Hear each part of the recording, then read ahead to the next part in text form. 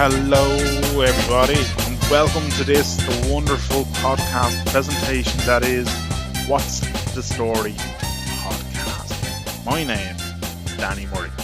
We are the ESRFC, the Rovers, the Rovers, the Rovers. Who am I? I am Graham Merrigan. This is the 195th and final edition of What's the Story podcast because Merrow has gone. He's reached peak levels of being insufferable. And I can't take it anymore. The ESRFC. God's sake.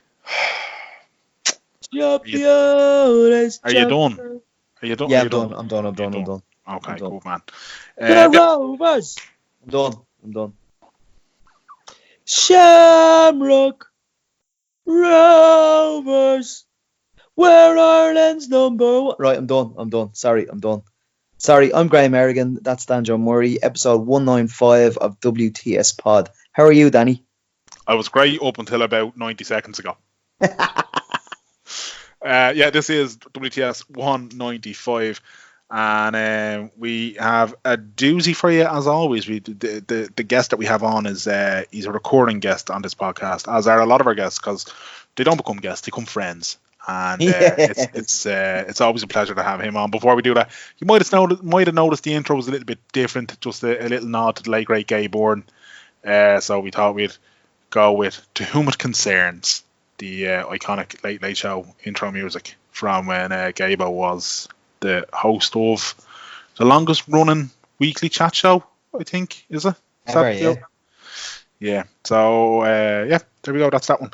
And we talk a little bit more about Gaybo with our guest this week. He shares a nice story or two about the man himself. So without any further ado, we are delighted to welcome back one of the finest men to have left these shores and made something of himself elsewhere. I believe he's making his hat-trick appearance with us actually this time, so that's even special again. He is not just our man in Stockholm, but he's your man in Stockholm too. He's the wonderful Phil O'Connor. Phil, thanks a million for popping on to us yet again. Thanks very much, lads. Jesus, I'm touched by that now. I'm also starting to realise that the list of guests it must be running out now. If my name is up for the third time already, you know? Oh yeah. Yeah, listen, man. Desperate time. Desperate times call for desperate measures. I'm also guessing that Christy Moore was busy, but that's all right. We don't have to talk about that. But you're very welcome to the episode where we celebrate Shamrock Rovers winning the FAI Cup for the 25th time. Thank you. Yeah, no, do you know what? I'm not that kind of football supporter who sort of begrudges other football supporters' joy, even though I hammer you over that wonderful Bose-coloured wheelchair that you have at the moment, Graham. But I really, no, to be honest, like, my dad is from Inchicore and he would have grown up as a Pats supporter. And then I grew up on the north side of town and it was Bohemians and that kind of thing. And we had neighbours who were into Shells and that kind of thing. So, you know, I just love it when Dublin players and when Dublin clubs go well. I mean, less so for people in Danny's part of the world, but then they don't play football down at whatever bog hole he's in anyway, you know? They don't. They look at you weird if you don't pick the ball up with your hands and try to kick it off. It's like, you know, they play some game with a stick and a chicken or something like that. But did you get to watch the cup final?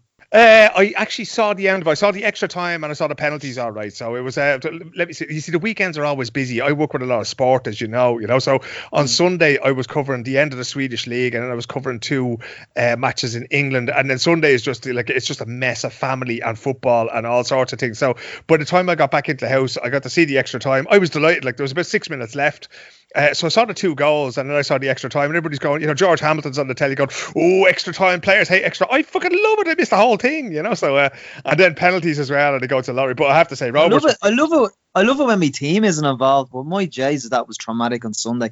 Yeah, no, the only thing I could think about in the last sort of 10 minutes, especially, Dundalk's goal and everything else like that, I was just thinking of you, and I was thinking of your dad, and I was thinking of Buzz O'Neill, and everybody I knew, I mean, I don't know as many people who support Dundalk, but apart from perhaps Andrew McGann, but, I was thinking of all the Rover supporters, the people you'd be winding up from one end of the year to the next, and through the sort of derby games, the league, and that kind of thing. But when it comes to the cup, I don't care. It was like when Pats won the cup a couple of years ago, and it was the first time since Jesus was a boy kind of thing that they won it, But and I think it actually makes it even more special, because I've seen some, like the Women's Champions League final last year, like Lyon won it, they hammered Barcelona, and the game was over by half time. And, and that's great. Like, if you're a fan of the Lyon, Olympic Lyonnais women's team, that's great. It must be great for you, that kind of thing. But it must be so much better to do it to Dundalk, to the league champions, one of the best teams ever to do it in the League of Ireland, that has to be said. But to do it in that style, and to show that kind of character, and to have those players out on the field. And do you know what it actually gave me hope for next season? At the end of that, Yes. like when Rovers are lifting the cup, I was looking forward to 2030. Bring it to me. Can we start it on the 2nd of January? That's exactly. Stop, the break is too long as well. The thing about this, the thing about this is that this season and this cup final and Rovers winning the cup final, as much as it kills me to see Graham Erdogan this happy, is that suddenly it looks as though clubs can land punches on Dundalk. Do you know what I mean? Like, nobody expected Rovers to have as good a season as they had. Let's be honest. Nobody expected Bows to have as good a season as they had. Well, you see, the thing is, like, you're in a situation there where you're almost talking about also rans, Dan, right? Because we all knew how strong Dundalk were going to be, and we were wondering who was going to challenge. And a lot of people would have expected Cork to do that, but they shot the bed, right? Apologies to our friends in Cork. I said there's probably no listeners in Cork for this podcast anyway, but we'll risk it. We got rid of them a long time ago. Good stuff. So we can speak freely here. But, like, I don't know. I was talking to Graham a little bit, like, in the background throughout the summer, right? So what has happened over the summer is the League of Ireland and the FAI had this pilot project going on where they were broadcasting games online outside the country, right? And the commentator for those things from a bunker at Vatahamnen in Stockholm was yours truly, right? Airman in Stockholm. O'Connor is sitting there, and now there's fellas commentating on Olympic handball on one side of me and ice hockey friendlies on the other side of it, and I'm sitting there shouting about fucking Dundalk and Cork City, right? Now, I don't know. This is what I was told. Where do you do that, Phil? Do you go to a studio? I go to a studio, yeah, and what they have is they have one bloke with one camera, right? And then I'm sitting in the studio, and there's another fella sitting in the control room, and the fella in the control room is sitting there doing all the graphics. So he puts up the score, and he puts up the starting 11 and that kind of thing. He does the replays, and every time the cameraman in Oriel Park wants to change the camera angle or move anything or anything else like that, we have to play a replay, and then he zooms out really, really quickly, and then we go back, and it's a great wide shot of a goal kick or whatever else like that, So, but the market research apparently showed that only fans of Cork City and Dundalk would be prepared to pay for games that we streamed online, right? And that was how. So I wound up commentating a whole lot of games for Turner's Cross, and that was absolute death because Cork were terrible, And you're sitting there now. I mean, Cork has some good players, but the second half of the season when we started, like, it was over for them, And you're sitting there. It's basically like sitting there, sort of, writing those funeral reports that are going to happen now to Gay Byrne's dead, kind of thing. There's no joy to be had out of this at all for the most part. Now the Dundalk games were a little bit better, but again, they told me in the beginning, like, they sold it to me as, gold and green fields, going, there's going to be loads of games, and they couldn't get their act together because, like, the clubs didn't know what to expect and the league didn't know what to expect. And then we had a certain, or a series of incidents with, a named person in the Football Association of Ireland. You may have heard of his trials and tribulations. And that threw like an enormous spanner and a couple of shoes and a tie into the works, So it was really hard to get the whole thing done. But, it was brilliant for me to follow it that closely and to be sort of involved in the League of Ireland in a way that I hadn't been in 20 years was brilliant. But what I hope now, and what they're saying is they're going to extend it next year. So, like, I'd love to do nothing but sort of commentate on the League of Ireland because, and sorry, Dan, to get back to the point that you were originally making, I went rambling off like Grandpa Simpson there. Don't worry about it. No, it's not like you, Phil. No, that's not like me. This is why I'm not allowed on any other podcast. I'm only allowed on here when you just want a 4-hour epic like fucking Joe Logan. But the problem is that, like, it's, and again, Graham, you were saying about the season being too short and the gap being very long, right? In Sweden, they usually describe it as the league finished here on Saturday, and on Sunday the longest pre-season in the world begins because we're waiting until next fucking April till the snow melts, and teams will go to Spain and they'll train and they'll cover games. But that's the phony war. What we want is when the league kicks off, or when the League Cup kicks off, or whatever. And it's difficult because in Ireland you don't have that many elite clubs, and that's why the All Ireland League is such a great idea. They don't have the financial muscle to contract players for more than 40 weeks for the most part. Dundalk do. Rovers have certain players on longer contracts, but UCD don't. Finn Harps don't. Probably Cork themselves. Most of their players are out of contract already. So until we can get to a stage where it's sustainable, a few more clubs, Cliftonville, Glentoran, these guys in the north, that'd be brilliant. We could start a few weeks earlier and give us that sort of competitive football. And the other thing was that UCD weren't great, Finn Harps weren't great. Like the bottom of the table really wasn't. We need to get in enough elite teams to really make it worth watching week in and week out. It was close this year because Cork, for all their trials and tribulations, were still a good side and they still played relatively good football at times. Bows were decent, Rovers were brilliant to watch. I'd crawl over my own mother to watch Jack Byrne play football, as would Mr. American. He'd probably crawl over just before me. Dundalk were worth watching. It would have been good to see Shells be up there. Drogheda missed out now a little bit, that kind of thing. But I think we're heading in a decent direction, But I mean, I've been waiting a long time for this to happen. But I think over the next 2 or 3 years, I think we're leaving the dark ages now. This is like leading his people out of the desert. Finally I can start to see there's something good happening in Irish football, and imagine that it sort of started and finished with Shamrock Rovers winning the FAI Cup. I never thought I'd hear myself say that. But come here, Phil, the way McCarthy is picking Jack Byrne in one breath, and then in the second breath he's saying he needs to get out of Rovers. Why is he picking him then? Well, there's one of these things that, there's this idea that all of a sudden, and we've seen this happen with quite a lot of players, right? That all of a sudden, if they move to England, the week after they move, they make it into a squad, right? And it's the same thing here. Sweden, Denmark, Finland, Norway, they'll be quite similar in terms of size, population, etc. to Ireland. Different football cultures, but quite similar, right? I was making the point to one of the sort of most famous football journalists in Sweden is a fella called Robert Lowell. Myself and himself are very friendly, and every now and again we go for pizza and talk shite. And my point would have been, Graham, that why play Premier League players against Gibraltar, against Belarus, against whoever, right? Because Dundalk, Shamrock Rovers and Bows, the players that you can pick out of, they should be able to beat these smaller nations, right? They should be able to give Lithuania a game. They should be able to give, Sweden a game. They should, well, maybe not Sweden if they're going to play all their decent players, right? So to me, to say that Jack Byrne needs to get out of Shamrock Rovers, where has Jack Byrne been? Jack Byrne has been to Manchester City. He's played for a team that I can never pronounce in Holland. I keep calling them Camembert. He's played for Oldham. Close. He's played for Hibs. He's been around the place, right? Jack Byrne, that actually sort of, I would say that limited his development because of, not because of the football he was playing, but because of the environment that he was in. And that he has taken huge steps off the field in sort of finding himself again at Shamrock Rovers. Now, the idea somehow that Shamrock Rovers are playing at a lower level than the Faroe Islands, that's nonsensical. So what Mick McCarthy should actually be doing is he should be picking his squads for the challenge at hand. If you're playing against Spain, all the fucking boys need to be there. Bring back Robbie Keane, bring back Roy Keane, because we're going to need them as well, right? But if you're playing against the Faroe Islands, pick 15 lads from the League of Ireland. At the end of the day, I'm not all that interested in qualifying for the World Cup, brilliant. Qualifying for the European Championships, that's brilliant, right? But you should almost be able to do that. If you can't have a pool of 100 players that you can call on, then you're doing it wrong, right? For me, the most important thing is to have a breadth and a depth to Irish footballers. We need to have them playing, in Norway. We need to have them playing in France. We need to have them playing in the Netherlands, in Germany, wherever. We need to broaden their horizons and produce fellas who can play the games and make the decisions on the pitch. And, the clubs that they're playing for in Ireland, I would have said there's a very, very high standard of Dundalk. I'd put Dundalk up against the best in Sweden's Allsvenskan. And I'd say that Dundalk would come out of it. They'd probably win 4 out of 10 two-legged ties against them at the moment. Now, you're talking about a league where there's millions of euros involved in TV rights alone for the Swedish league. Fellas are getting paid 10,000 euros a month for playing. The better paid players will be getting that, right? $2,500 a week, which are not getting at Dundalk, and yet Dundalk could still play with them. So we need to move away from that idea that the level or the current club is what defines a player. One of my friends, a good friend of mine, plays for FAI here in Stockholm. He is, without a shadow of a doubt, the most intelligent footballer I've ever met. Now, that's a pretty fucking small sample size, right? Because not too many of them are clever. But this guy, if he had played in the national team alongside Zlatan Ibrahimovic would have scored 200 goals in 100 matches because this guy's so clever, the way he opens up space.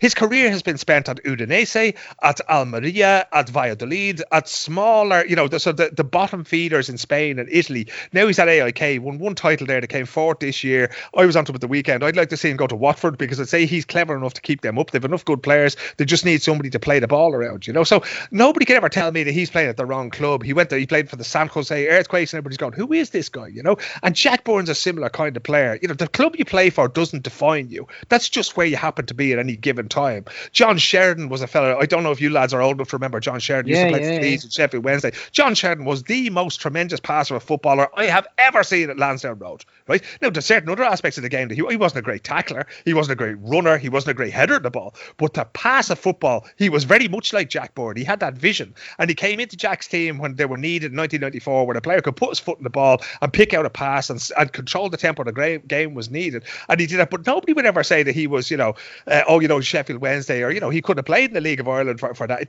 That didn't define him. He was still able to go up against Italy and hold his own against the Donadodis of this world, so that's nonsense. But I think Mick is a bit old-fashioned as well. I think that Stephen Kenny's not going to look at things that way.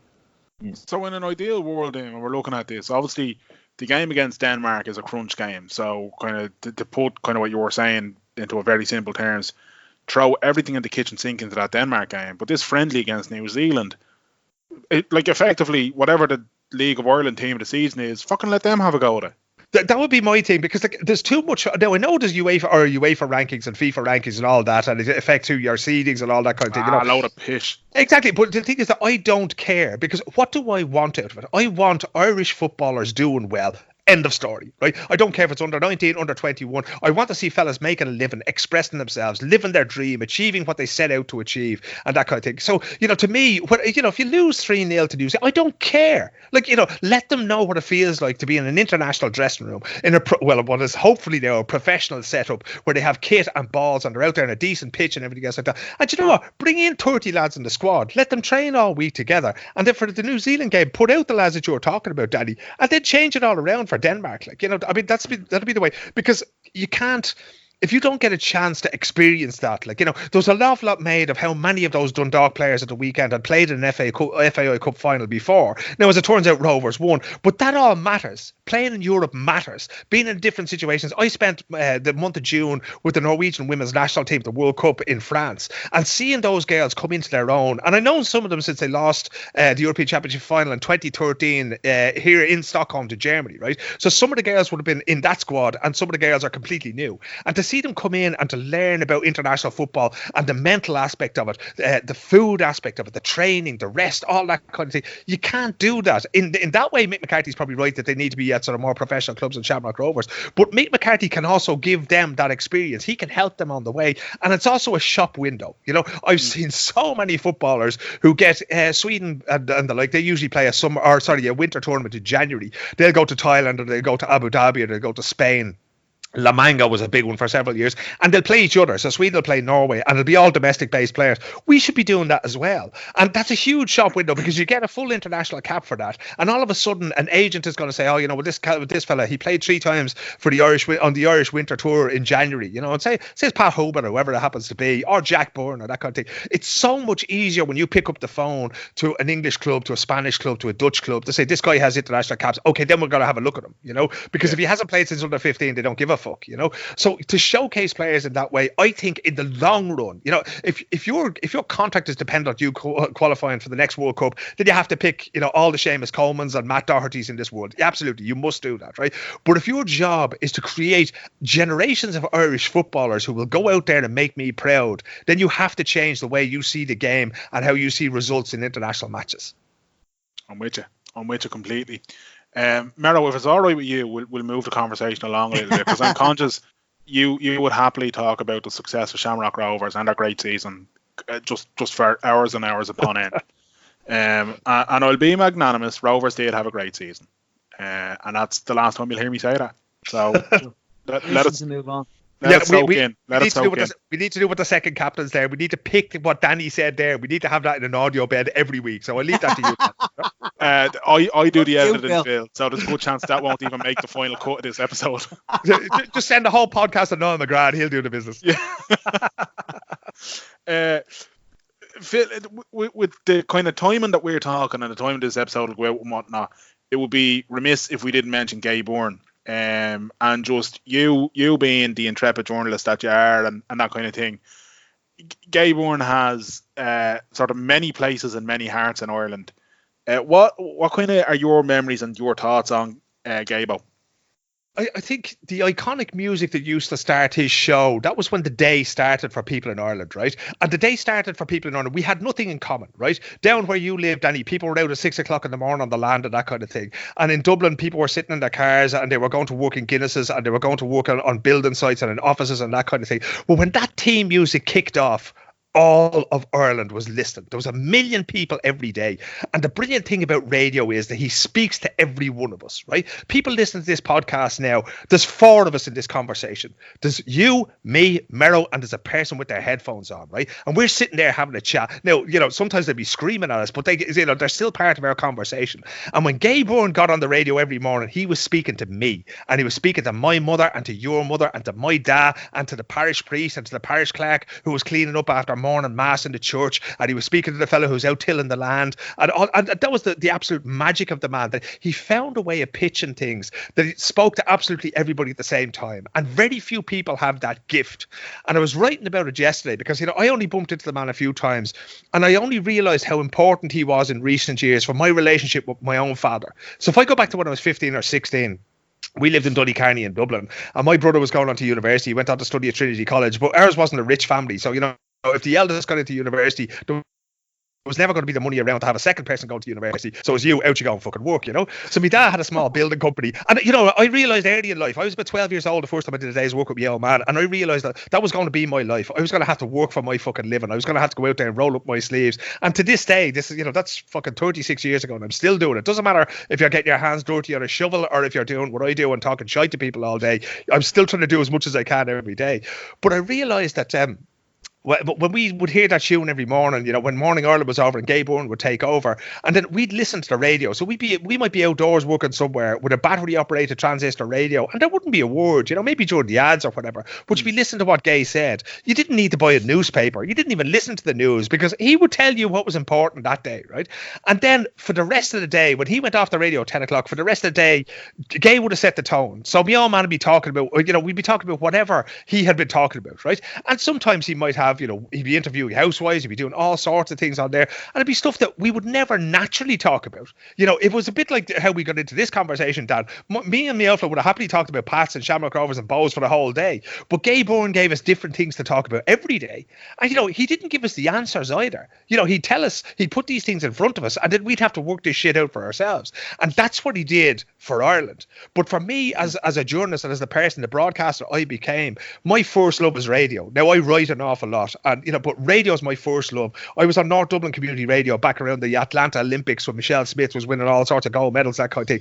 And I didn't secretly want to be Gay Byrne, because if you're aspiring to be Gay Byrne, you're fucking dumb, right? That's like aspiring to be a unicorn. It just cannot be done. Let the man do what he's doing. But he certainly he taught me how intimate broadcasting can be, how intimate this relationship with the listener can be.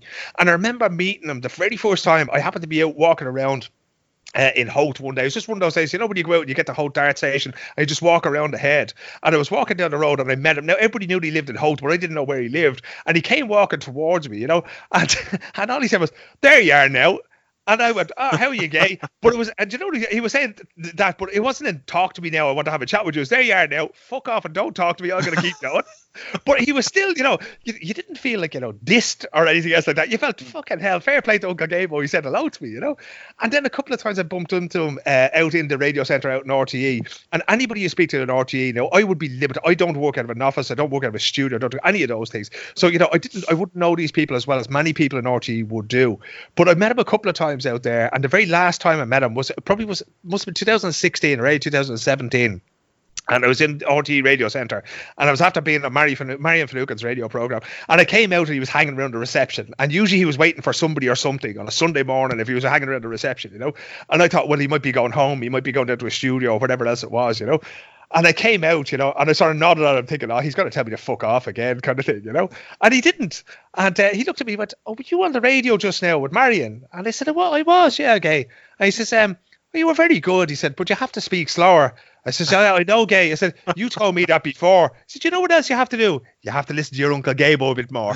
and he turned on his heel and he just fucked off. I was like, it's me told right enough, but he was so tremendous. You never took his advice, Phil, did you? No, I can't, man. It's just like, somebody actually told me, an American journalist once told me that I should take half a Prozac before I go on podcasts, because at least that way you give the listener a chance. And I was going, no, I just can't do that, The only Phil, is there any lasting memories of Gabo from the Late Late Show? Because when he hosted it, it was an iconic show, and it's quite different than it is now in as far as there was a lot more topics that would hit the public, like of religion, of contraception, of even one of my favorite interviews. I don't know if favorite is the right word, but one of my most intriguing interviews is when the ban was lifted on Jerry Adams.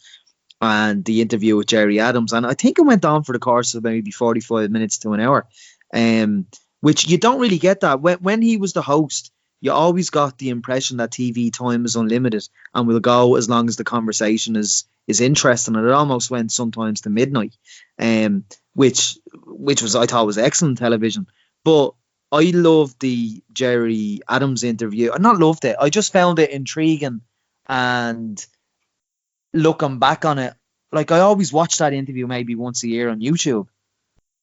It's the most consummately skillful thing I've ever seen, right? Because, and there were so many layers to what Gay Byrne did, right? So one thing is, Gay Byrne never walked into an interview not knowing anything about a subject, right? I've been interviewed by people when I've written books, and I have absolutely, I know 100% they have no idea who I am. They haven't read the book. They don't know what the book's about. They haven't a fucking clue. They just have a list of questions a researcher has given them, and they're asking you questions, and in some cases it's people and they haven't a clue. Like, Gay Byrne knows absolutely everything, right? So when he sits down with you, he has very good researchers working for him, but he has a curious mind. So he'll tell them what he wants to find out about a particular person if he knows them at all, or he'll tell them to go back and find out even more about them. Now, that Jerry Adams interview was fascinating because Gay hated the Ra. He fucking hated the Ra. He hated Sinn Féin. He hated the whole idea of a united Ireland if this was the price that we were going to have to pay, right? And he shared that with an awful lot of people in the South, right? We had zero understanding in the 70s and 80s, zero understanding of what it was like to live in Derry, or to live in West Belfast, or to live in any part of Northern Ireland. We only knew what we saw from UTV and from RTE and that kind of thing. It was a very, very limited and filtered experience that we had of Northern Ireland.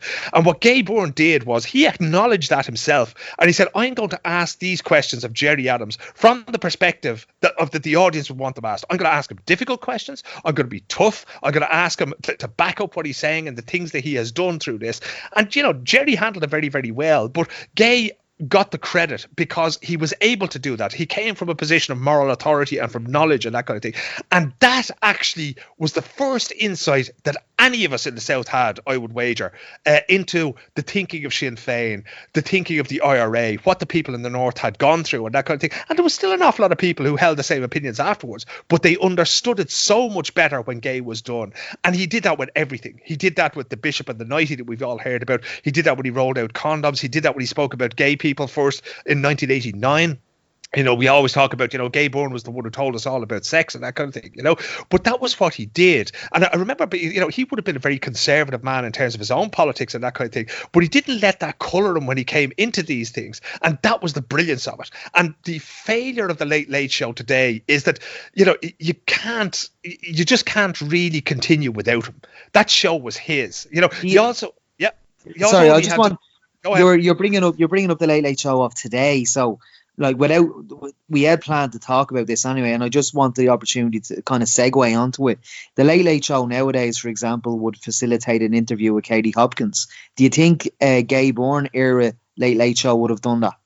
I think it might, but I think it would have looked totally different, right? You see, again, you have to think about how Gay approached these things, right? If you're doing this so that you can have on the one hand, on the other hand, that wasn't Gay's way of doing things, right? Because Gay knew his own mind. He believed that he was able to argue his case in front of anybody, be that the board of directors in RTE or the broadcasting authority or on his radio show for his listeners the following Monday morning, because that was the thing. The Late Late Show didn't end on a Saturday night or a Friday night as it was at the time. The Late Show could sometimes continue on to a Monday morning because it filled the newspapers.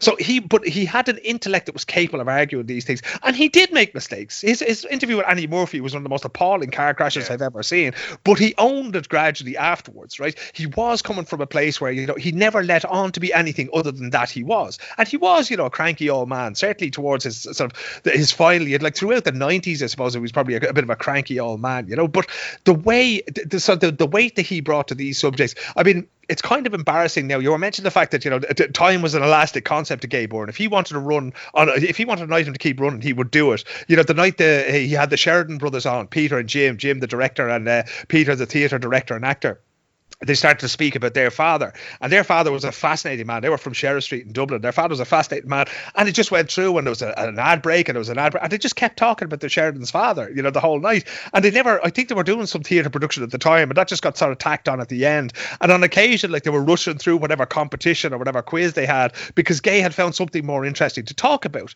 And he had the courage there, and Jerry Ryan was capable of doing it as well. He had the courage to go, you know what, hold the fucking phones here. Let's deal with this. Let's give this the airtime it deserves. Let's ask the questions. Like, you know, when I see the Late Late Show now, you look at it and you go, okay, it's not telling me anything I don't already know. If you bring on an Ian O'Doherty or a Katie Hopkins, I know what they know already. I know what they're going to say. So you need to ask them questions either that I personally would ask them, or the audience wants answer to, or questions that they've never been asked before. Right? I remember interviewing Slash from Guns N' Roses a few years ago, and he walked in and he was bored out of his fucking mind. And I said, you're after doing about 5 interviews already today. He says, yeah, tell me about it, man. I said, I promise you, if I ask you one question that anybody else has asked you, you hold up your hand and I'll walk out of this fucking room, right?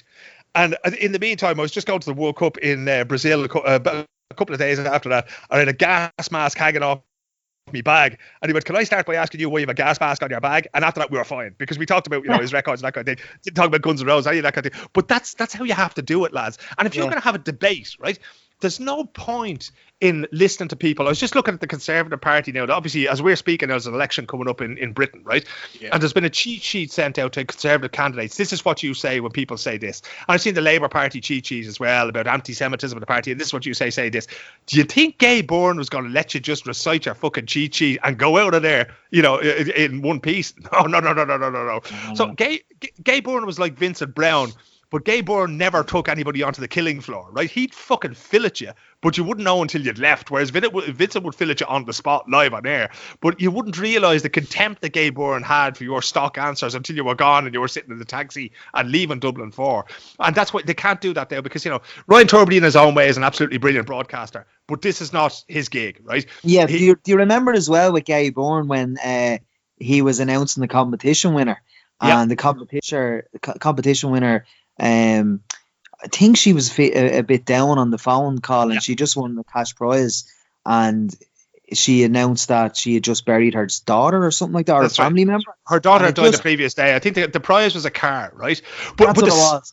The skill here, Mero, right, is when you have Ryan Turbide on the programme, he's always trying to steer the conversation into a touchy-feely space where he can say, you know, well, I think you're great and thanks very much for coming, right? Gay Byrne never did that. Gay Byrne was always honest about it. And he grabbed that situation by the hair and he didn't let it go. The easiest thing to do would be to say, you know, thanks very much and good night. You know, I'm really, really sorry. But he let the woman talk. Right. And that was the humanity of the man. He was never going to back away from a difficult conversation. He was never going to back away from a difficult question. And he was never going to let you back away from it either. And when I don't know if you've seen that clip recently when that woman was told that she had that prize, and the whole audience went, oh, and that was Gay's cue. Because the audience wants to know how this woman is feeling. And we're going to see, he didn't take for granted that she was going to speak about it, but we're going to see if she wants to talk about it. And he let the woman talk. And somebody made the point today, and you know, I'm really sorry to the person who made this point, I can't remember exactly who it was on Twitter, was that he let the small voices speak. And so many people who wrote into that show, if you go back to when Anne Lovett died in a grotto in Granard in the 1980s, giving birth to a child, and Lorelei was his producer. Lorelei Harris, I think is the woman's name, was his producer. And she's now part of the documentary on One Team at RTE, right? An absolutely brilliant producer and broadcaster. And I remember listening to her speak about that. And Gay Byrne, like the pressure on him not to mention this, not to deal with this at all, was enormous. Because, you know, the Kerry babies was another thing, the secrecy around that, because that's how we react in Ireland to a lot of these things, or certainly how we did react. It's like, no, make this all go away, you know. But Gay didn't. And people wrote to him, and they wrote to him anonymously. And to me, that was the start. That was the first crack in the dam that has been 25, 30 years bursting to the point where we can now talk about institutional abuse, where we can now talk about direct provision, which is happening in real time, and wondering what horrors that's going to visit on us in 5 or 10 years' time when the stories come out about it. But Gay opened up all those things for us by giving these small voices and putting them in front of an audience of 1 million or more people 5 or 6 days a week, as it was. But and when Lorelei, actually, his producer, she went to try to make a documentary about Anne Lovett, and every door was closed in her face, and it ended up being inspired by the letters that people wrote to Gay. It's called Letters to Anne, and you'll find it on the Doc on One website, I'm sure. But and to him, that's what we owe him. He has allowed us to know ourselves, and such a brilliant listener, because it's only you're getting to know me now when I think about things, because you're listening to me and your listeners are listening to me and that kind of thing. That's how you get to know people. You don't get to know people through talking with them or talking at them. You get to know people through listening. And for all the great things he said, and for all his skill in script writing, which is always underestimated, in delivery always underestimated, he was such a brilliant listener, and that's the lesson for us all. Phil, it's kind of weird because you made so many points there, mostly because you were gone for about 10 minutes. But, well, and when you mentioned about Gay telling you to slow down, I'm delighted you didn't, because in an hour podcast with you fit in the material any other guest would take 3 hours to fit in. So, so thank you for being the Gatling gun of audio guests. Do you know what I really wanted to say to Gay that day, Danny, right? What I really wanted to say, do you know why I speak so quickly? Is because I think that somebody is eventually going to take this microphone off me, right? And that I'm going to lose this chance I have to say whatever I have to. So until then, it's monopoly with a microphone. That's, and if anybody has the balls to interrupt me, go right ahead. But other than that, I'm going to keep going. Yeah, listen, there'll always be a microphone on this podcast for you. Cheers. But yeah, you made some really interesting points, and kind of one of them that you touched on, sort of, the late of today versus the late of kind of 20, 30 years ago. And in that vein, I suppose it kind of segues into just the state of media in general. And when we had you on last time, we kind of touched on it, but I was fascinated by it, and I think, given you mentioned that, and you mentioned the fact that the Tories have their little cheat sheet for candidates, Labour have their little cheat sheet for candidates, it's abundantly clear, especially across the way, that partisan media is in rude health, which is alarming in many senses. And given you're far more versed and far more experienced in these kind of things, I figured I'd open the floor to you as to what is wrong with the world of media today. What is wrong with the world of media today is that we have a lessening public service and an increased private ownership of media, right? Gay Byrne did what Gay Byrne did on public service radio and television, paid for by my parents and by me and by you guys now, right? And it wasn't run as a commercial entity. I know RTE ran ads in the day and that kind of thing, but and they still do. But in many countries, the BBC has no ads. In Sweden, Norway, Denmark, they don't have any ads on public service and that kind of thing. So that is there. Public service is there to be a balance to the private interests that own media houses, right?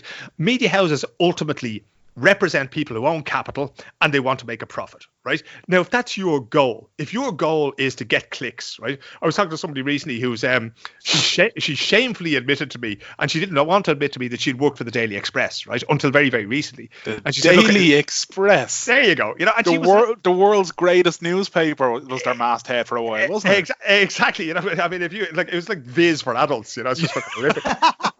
But a daily version of it. But if you're writing for that, and the thing is, you have to write 8 articles a day, and they have to get X amount of clicks and that kind of thing. Right? That's not journalism. Journalism is usually sort of telling the truth to power, or printing something that somebody doesn't want printed, or that kind of thing, right?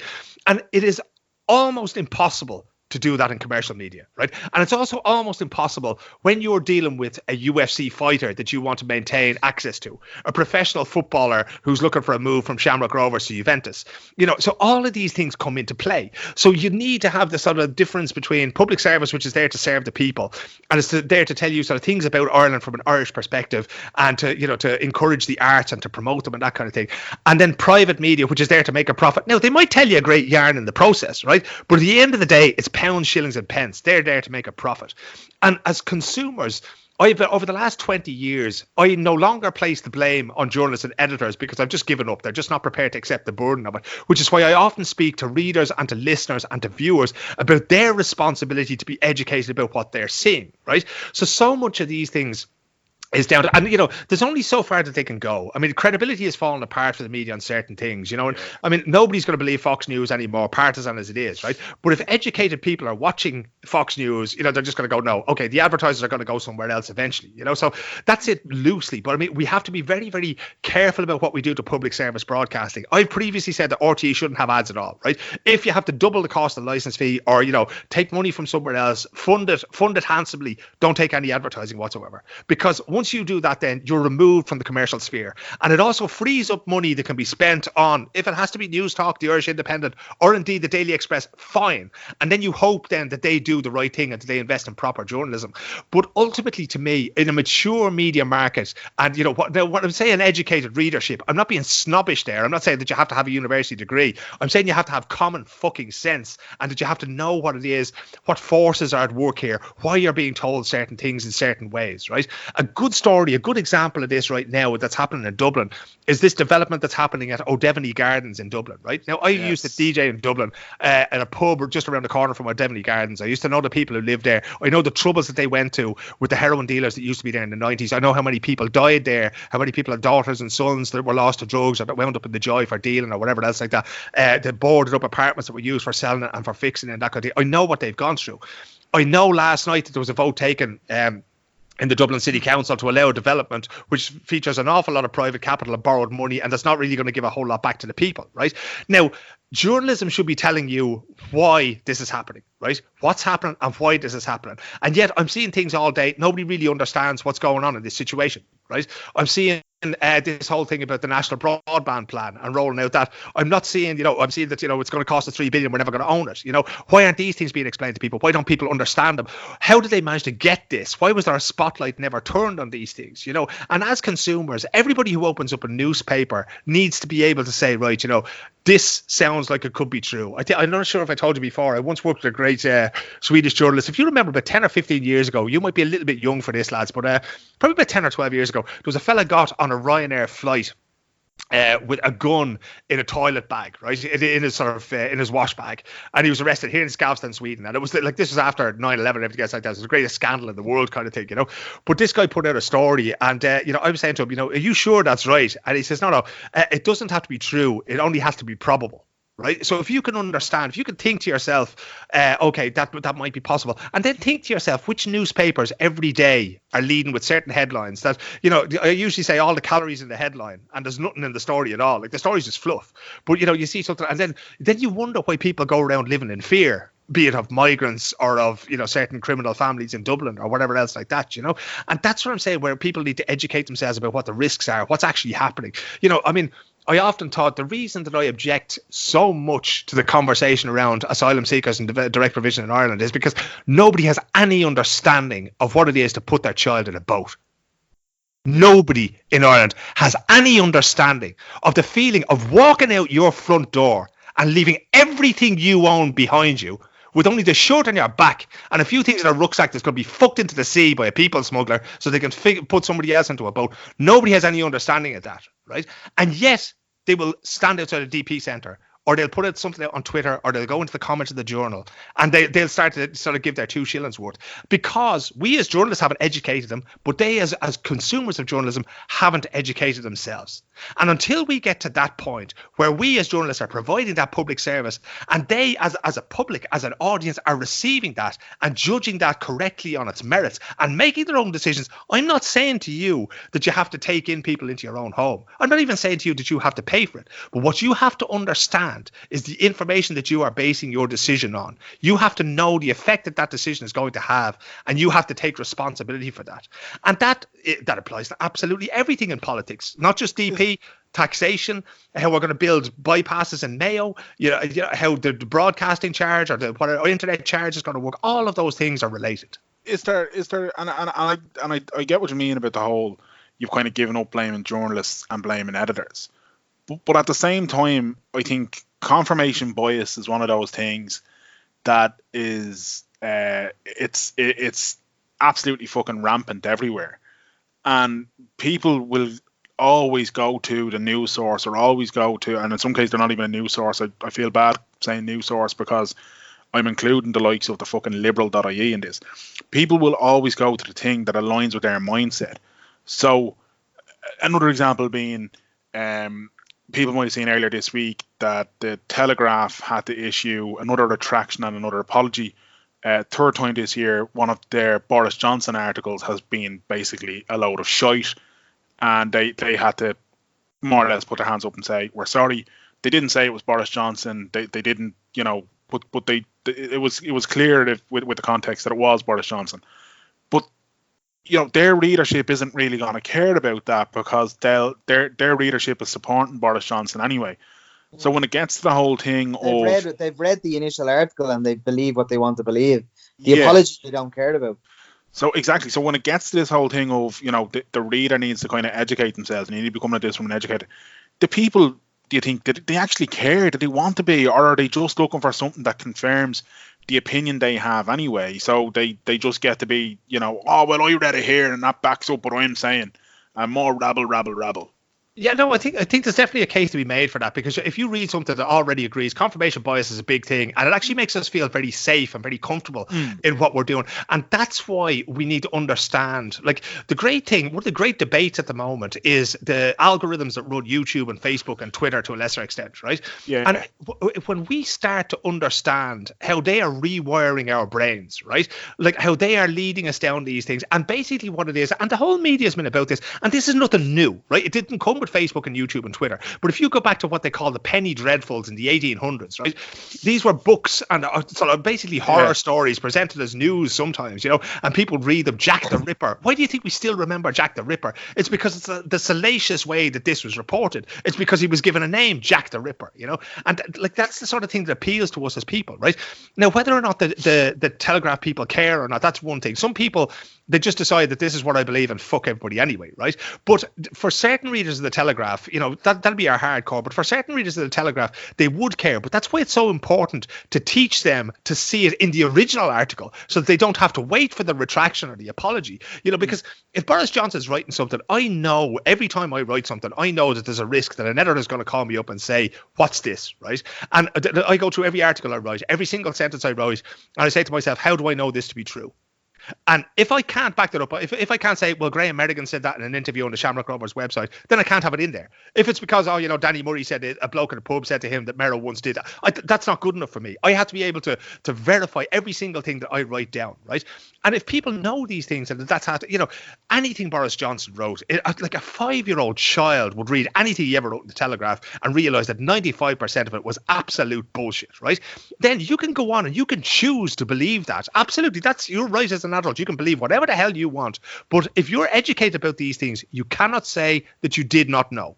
So that out is gone. You can't say, oh, well, I believe it because it's in the paper or because I heard it on the radio, that kind of thing. If you know how the media works, if you're media literate, you can never say, you never have that defense of, I did not know. And that's what I'm trying to work towards, where the people can see through the tricks that are used and the words that are used and the trigger words that are used to create certain reactions. So they learn, so they learn to sort of deny the clickbait, to walk away from the things like, at the moment the Liberals having a right go at Charlie Flanagan, but that's basically a front. You're having to go with somebody in power who looks like it doesn't bother him, but who you're really having a dig at, you're having a dig at migrants again. And that's what Lying Leo is trying to get to, So like the way all these things works, it's not rocket science and it doesn't take long to learn it. And I honestly think that, it's something that, I'm not sure if I told you guys again before, but the only lesson that I remember from 5 years in Art School Reach on Griffith Avenue in Dublin, right? I can't remember shit from that school, but I remember a Wednesday afternoon civics class when Anya Nichedig, who was the civics teacher, taught us how to read a newspaper. And literally, my life changed at that moment. This is who owns it. This is where they put the editorial. This is the newspaper's opinion on things. This is news. This is comment. This is the small lads. This is where you'll find another woman when you're 50 and down in your luck in the small lads and the lonely hearts or whatever, But literally, that is the only thing that I can recall. I can recall where I was sitting in the classroom. I can recall the angle I had looking at the T-shirt, because that changed my world. Until then, I believed everything Gay Byrne said. I believed everything on the news at 1 or on the 6-1 news. news. I believed everything I saw on the Sunday World, the Sunday Independent. And that day at the age of 14 in second year in Ireland's Reach, that changed everything for me.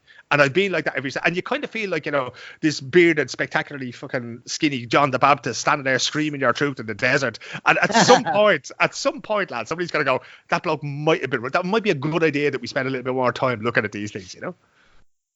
Absolutely, man. Absolutely.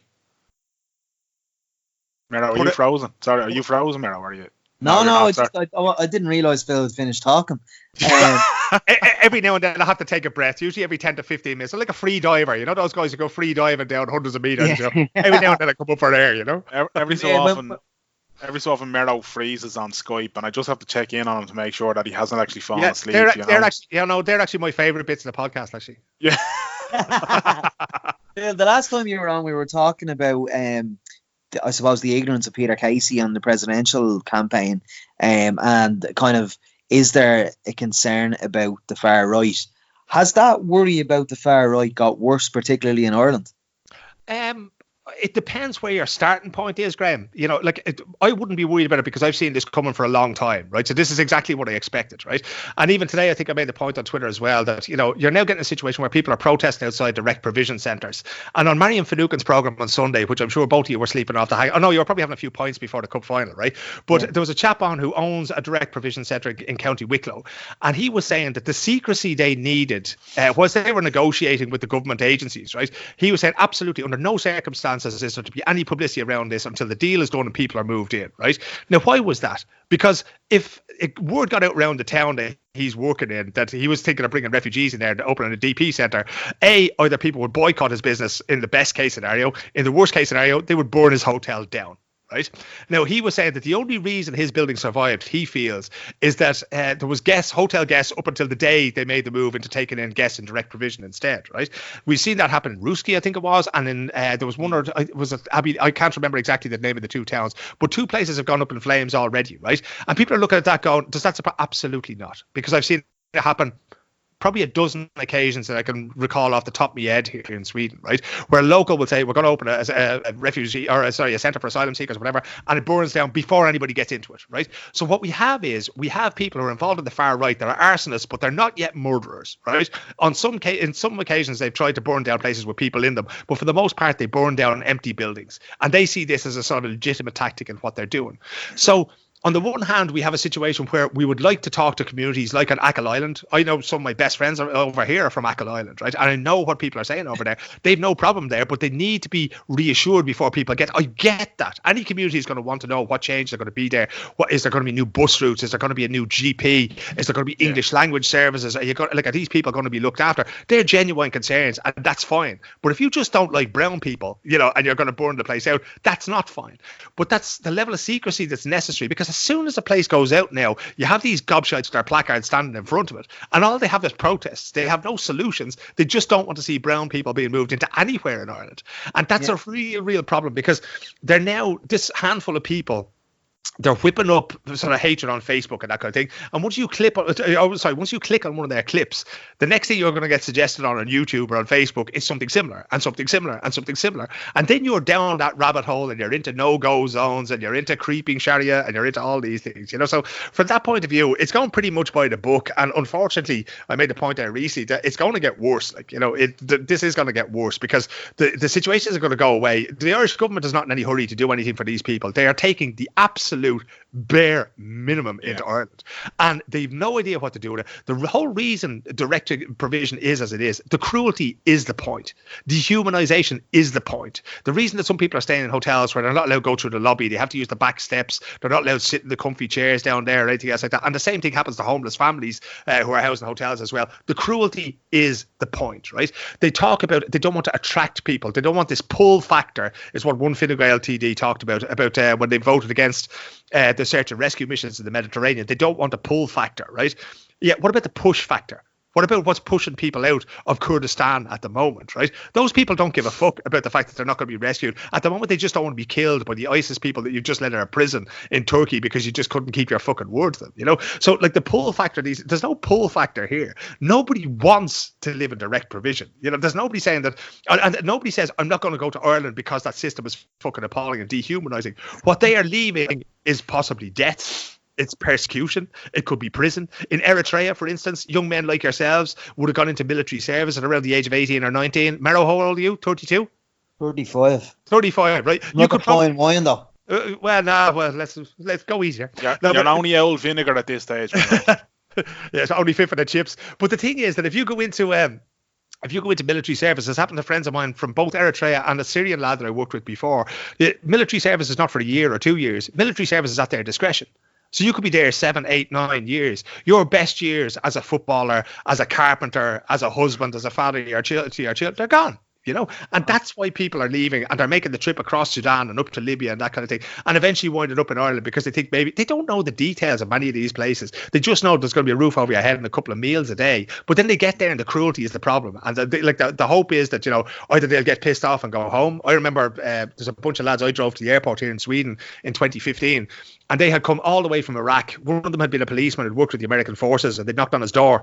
But like when the Americans had left, the militia knocked on his door one night and said, "Okay, there's a new sheriff in town around here. You worked with the Americans. We don't trust you. You're out of here."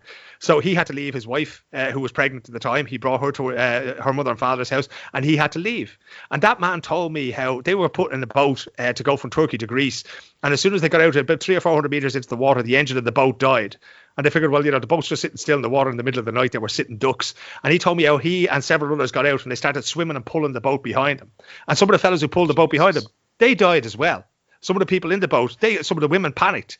Right. And some of the people in the boat, they died as well. They made their way through Greece, up through the Balkans, up through Germany, up through Denmark. And they had been told their ultimate goal was to get to Finland because they'd heard by, the grapevine, these Chinese whispers. They had been told in Sweden they would have a 50-50 chance of getting asylum. But in Finland, that chance would rise to 2 and 3. So they came through Copenhagen. They got to Malmo. They didn't want to claim asylum in any of these places. They wanted to get on a train all the way up, 15, 16, 20 hours, can't even remember how far it is, up and walk across the border into Finland and claim asylum up there, right? And they got as far as Stockholm. And your man went, it's just not fucking worth it. And they said to him in Stockholm, we tried to claim asylum here. And they said to him in Stockholm, look, this is going to take ages. You have your wife over there. There's no guarantee that you and the child that you have, your child that you haven't met yet, could be brought to Sweden. This could take years. And he went, I just want to go home. And they gave him a ticket and I drove him to the airport. And he left here with what he came here with, which was absolutely fucking nothing. And he paid thousands of euros for the privilege, right? Now, again, if you want to talk about a pull factor, do you think these people are going to direct provision? This looks like, a life of luxury to them? No, lads, that's not how these things work. If you talk, there's a player we have in our basketball team, the Ballyrack Bulls, Mandela Encube. He is living in direct provision in the Clondalkin twin double towers or twin towers. And he fled, I think it was Cameroon. The Irish Times did an article on him because he joined their basketball club, and the article was like, he's smiling again despite being in direct provision. But Mandela had to flee Cameroon because he came out as a bisexual man. Yeah. So the local police or whatever found out about this, so they tried to kick down his door in his apartment just to arrest him because he was gay.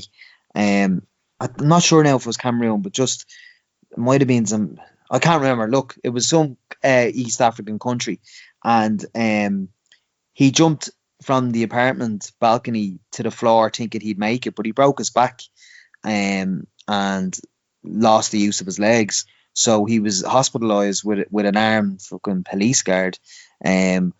Somehow his friends managed to get him out of there. They brought him to this kind of old village where they used old school remedies, natural remedies, to ease the pain of his broken spine. And then he took the usual route as any asylum seeker would through Africa and made it to Ireland. But Mandela is waiting registration for his Irish passport for the last 3 or 4 years, or maybe 2 or 3 years. But he's not in receipt of any disability benefit. He's kind of signed off from the National Rehabilitation Hospital because his rehabilitation is over. So he can't get out to training to us, and he's on a measly €12.60. So if he wants to get to training to us, he has to get the Lewis into town and the 7 bus out to Ballybrack. And he has to do that back, but he doesn't get free transport, so he has to pay nearly €6-7 just on the transport on a Monday, and that's more than half of his allowance gone. Like, this is just nonsense. Like, and the people to object for stories like that, there's probably worse stories than Mandela. And do you know what the thing is? He just keeps on smiling. This is the thing. I mean, sorry, lads. Zimbabwe, Mero. Zimbabwe. Sorry. Yeah. Zimbabwe and a couple of countries around in that area. Uganda is very tough on gay people as well. You know, like when you hear these stories, I mean, one of the most bitterly fucking ironic things I heard years ago. I was working on a BBC4 radio comedy called The Cold Swedish Winter, right? Now, occasionally, like, a media company would ring you up and say, look, we need somebody in Sweden to sort out the practical details, called a fixer or location manager, whatever. Yeah. And this English comedian was after writing a play. He was also married to a Swede, and he said, the play's called The Cold Swedish Winter.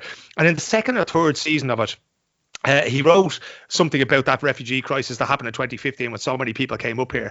And he had an Afghan asylum seeker play a part in it, right? So it's a 4-part series. Every year usually it comes out. And the chap's name was Ajmal Shamsi. So we got to know Ajmal during the recording. The recording takes place during 1 week in July or August here in Stockholm. And Ajmal came up on the train from where he was living.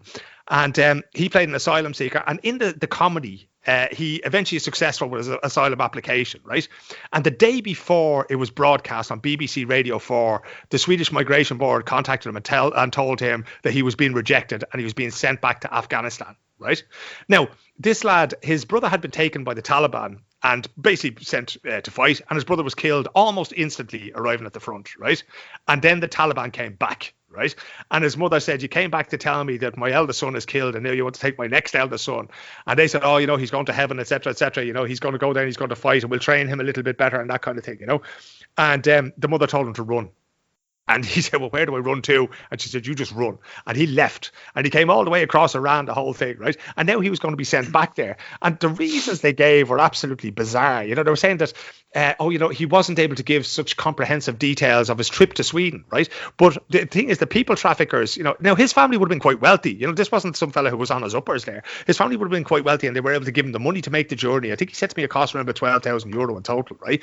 But he was able to make his way across Iran and into Turkey. And then it's the same path to Greece and all the way up to Sweden then, right? But they said to him, oh, you know, he wasn't able to give any detailed description of it. The reason for that was because the people smugglers tell them, if you give any details about how you got here that leads anybody back to us, we'll find you, we'll kill you.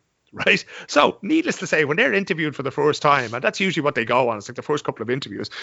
When you were interviewed for the first time and they say, how'd you get there? You go, I don't really know. Oh, did you come through Croatia? I don't really know. Did anybody help you? I was with a friend of mine. Where's he now? I don't really know. You know, so, you know, you're not going to put yourself in a position where that happens. Now, also, he was told that if he was to wait a few weeks or months before he sought asylum, he would have a better chance of staying there. The truth is actually the opposite. As soon as you arrive in a country, your best chance is if you say straight away that you're there, right? And he didn't do that, and that stood against him as well. Now, eventually, he eventually appealed it and he was helped out in many ways by many local people, not least by the BBC who covered the story, and he got to stay. But for all the times that happens, like, you know, I've been out in the place, lads, where they keep people before deporting them, and it's the most miserable fucking place I've ever been. Like, you know, we don't know how lucky we have it, like. But this is the thing, and to be honest, you know, again, I don't object to people who have certain opinions, right? I absolutely don't object to that at all. But I object to the fact that they don't know what they're talking about, right? Because if you're going to come to me and you're going to talk to me about refugees and asylum seekers and about Muslims and about all these things, I expect you to know what you're fucking talking about, right? And so many people just don't. And this is why, again, it goes back to being literate about these things.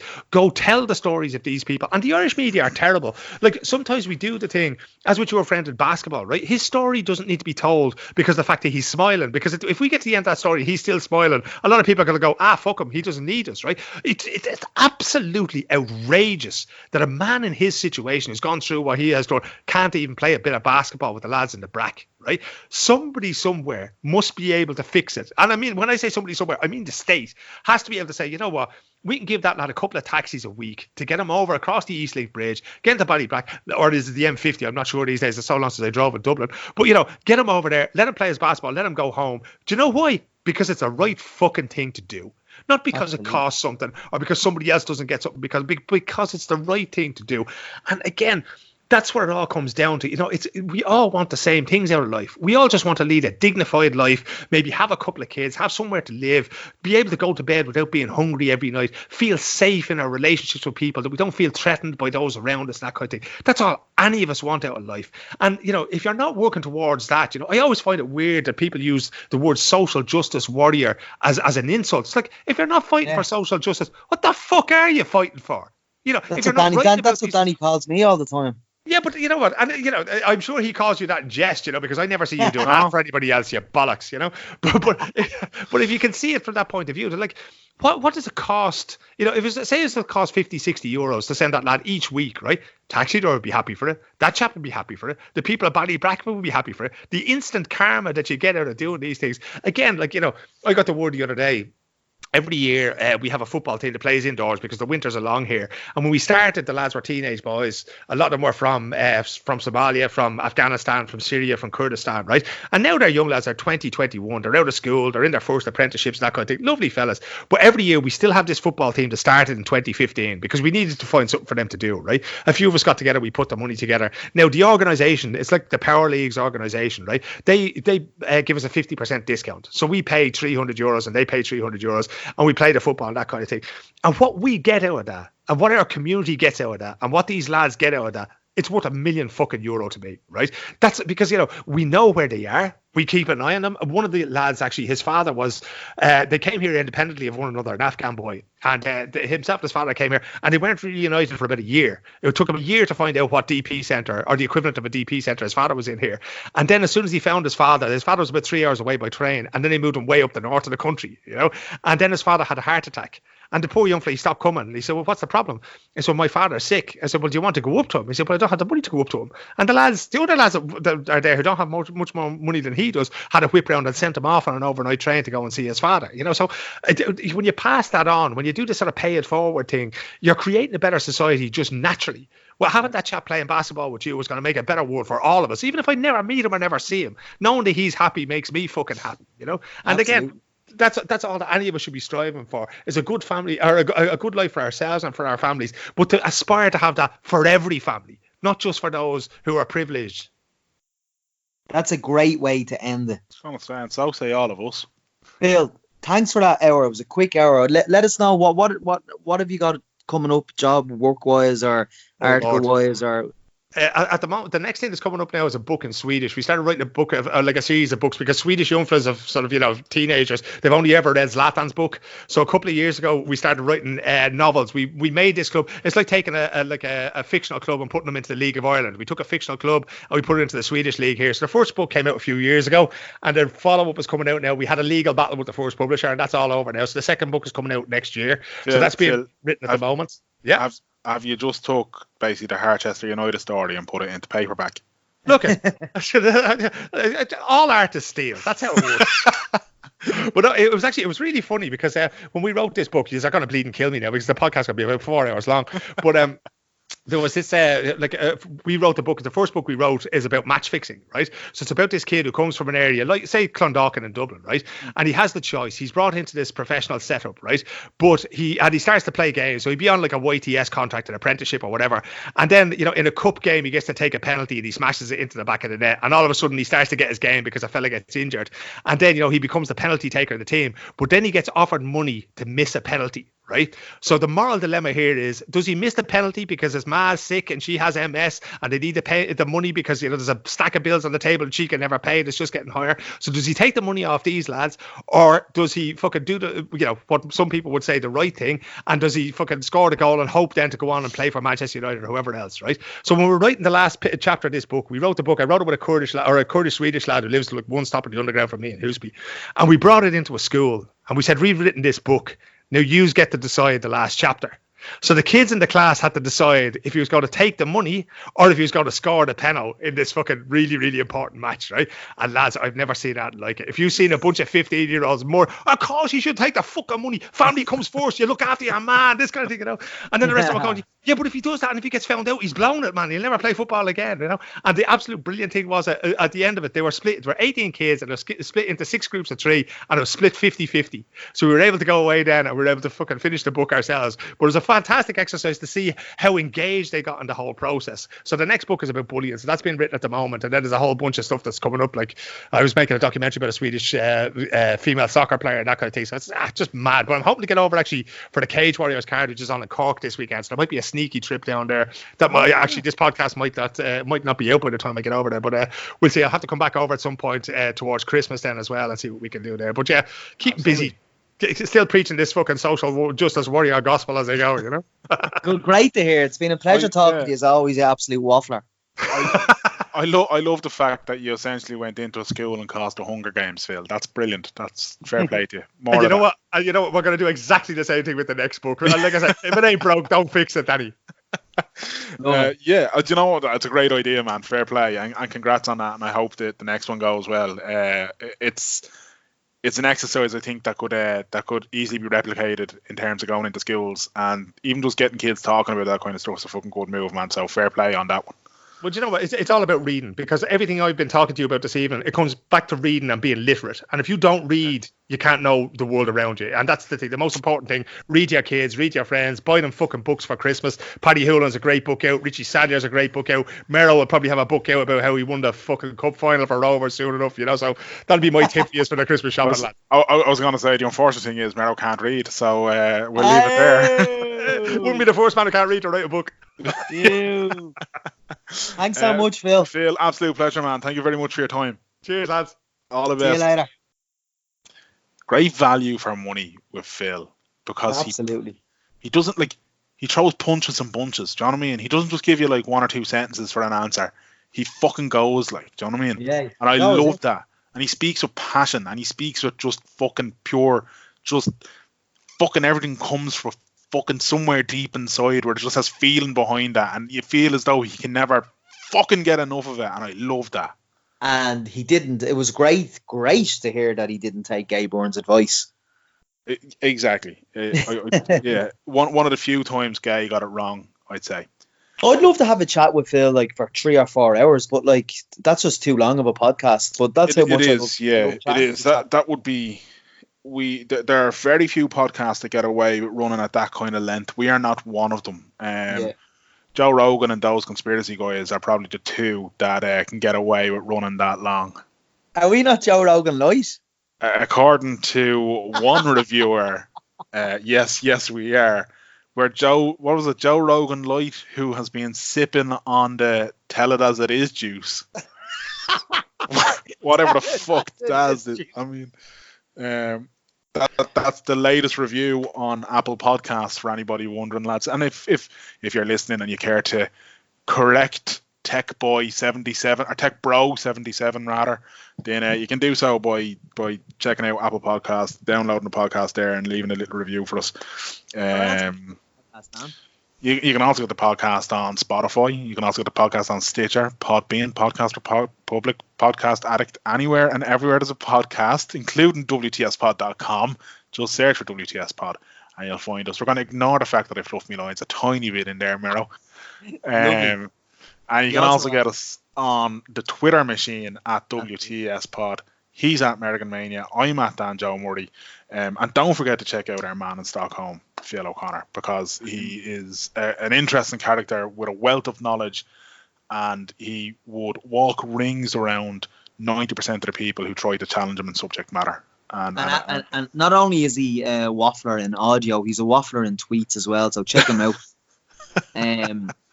You finished your lines there now, and I'll finish my lines by congratulating the greatest team on the island, the most successful team on the island. 17 leagues, 25 FAI Cups. Huge congratulations to Stephen Bradley and Shamrock Rovers for winning a long overdue FAI Cup on Sunday. It was the greatest day of my life. Until next time, Danny. I would just like to add to that. Until next time, Danny. Congratulations to my friends in South Africa and our listeners in South Africa who won the world's biggest tournament one day prior to this Mickey Mouse Cup Graham American is talking about. And I would just like to say that William Webb Ellis looks a damn sight better in Johannesburg than it would in London. Thank you. Shamrock Rovers, I love you. Until next time. Clear eyes. What hearts? Can't lose. Can't lose.